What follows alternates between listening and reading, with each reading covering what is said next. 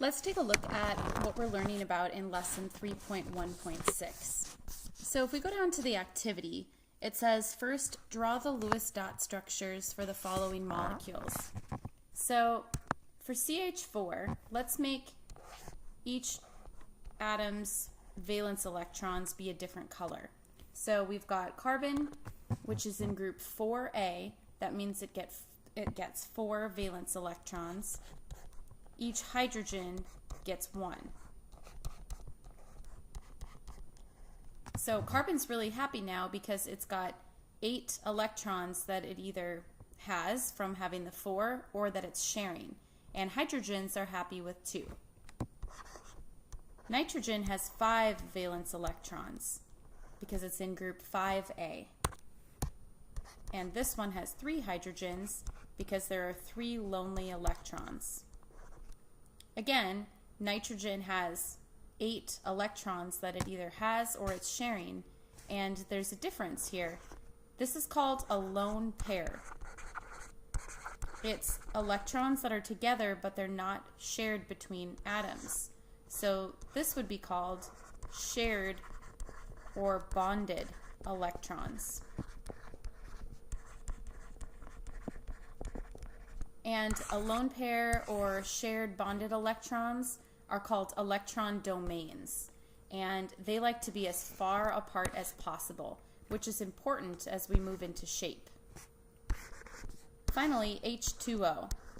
Oxygen has 6 valence electrons since it's in group 6A. And so there are 2 hydrogens that want to bond with those lonely electrons. Oxygen has 2 lone pairs, and there are 2 bonded pairs of electrons between the oxygen and the hydrogens. So for number 1, how many electron domains are located around the central atom of each molecule? First of all, a central atom is an atom that has more than one atom bonded to it. So for example, this carbon has 1, 2, 3, 4 hydrogens bonded to it. And so I'm going to circle the electron domains in black. 1, 2, 3, 4. Nitrogen also has 1, 2, 3, 4 electron domains, and so does the oxygen. If each central atom is sharing 8 valence electrons, then what's different? Well, the number of atoms bonded to the central atom changes, because like carbon has 4 hydrogens, nitrogen has 3 hydrogens, and oxygen only has 2 hydrogens. Also, something that's different is the number of lone pairs on the central atom. Carbon has none, nitrogen has 1 lone pair, and the oxygen has 2 lone pairs. What was interesting is people tried to build the CH4 with dots and toothpicks in class, and a lot of people built it just like this, flat in 2 dimensions. You could lay it on the table, but that's not the best way to do it, because you can actually get those atoms to be further apart if you use all 3 dimensions. Imagine if the atom to the right is going into the page, or into the computer screen, I should say, and then these 2 are coming up at you. It's a little easier to see if you're in class, but you can imagine this would not be lying flat. And there's a special name for this shape, which we're going to learn about pretty soon here. When we were trying to build a model and there wasn't an atom on the end, we just used an empty toothpick. The important thing to remember is, even if the lone pair does not have an atom bonded to it, it still plays a role in the shape, because it still is repulsing all of the other electrons away. They want to be as far apart as possible. So yes, those lone pairs definitely have an effect on the shape.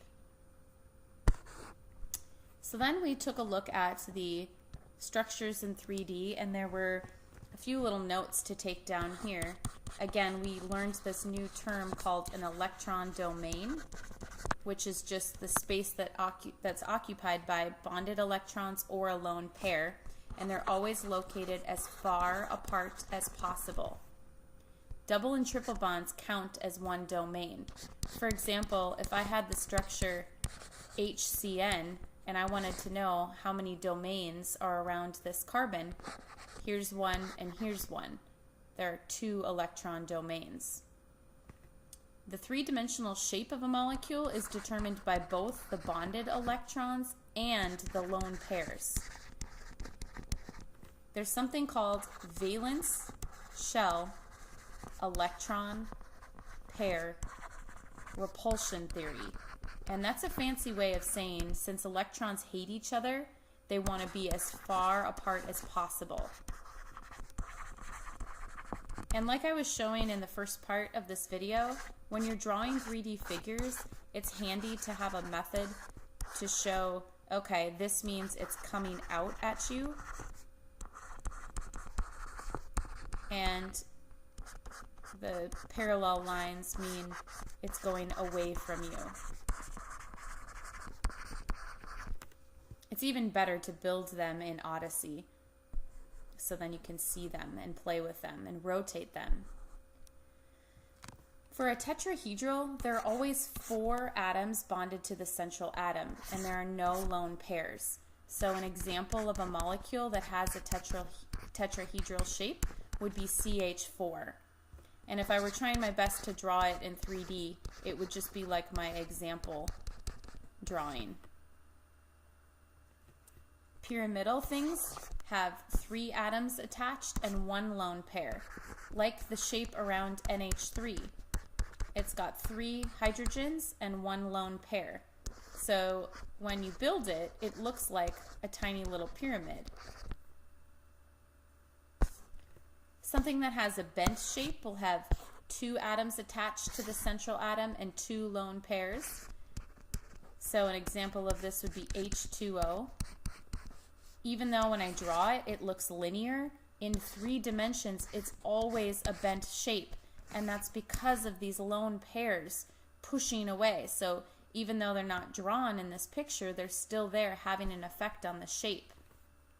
Something that's linear will have 1 to 2 things attached to the central atom. And they're usually, for the lone pairs, oftentimes there are no lone pairs. So an example would be CO2. Here we've got 2 atoms attached to the central atom, and there's no lone pairs on the central atom. So that has a linear shape. Another example would just be like H2, because there's just 1 atom attached to the other. So there's not really a central atom. So I would write Na. There's not a central atom for that one. And when we built the carbon dioxide molecule in class, we had to use springs for the double bonds, and we could see that it was indeed a linear shape. Trigonal planar have 3 atoms attached to the central atom and no lone pairs. So an example would be CH2O. You can see this carbon has 1, 2, 3 things around it, and there are no lone pairs on the carbon. So when we built this one, we had to use springs for that double bond, and it all stayed in one plane. Now, when you look at these in Odyssey, you can see these shapes and how this is definitely not a flat molecule. So there's a tetrahedral, pyramidal, bent, linear, and there's a little trick when you're building something like CO2. Sometimes you have to make a bond, and you actually need to click the 2 ends that you want to go together. And it'll show up in the incorrect shape until you hit this minimize button, because that will actually configure it so that it's in its most reduced energetic form. So it then will go into its linear shape. And then finally, here is the trigonal planar molecule.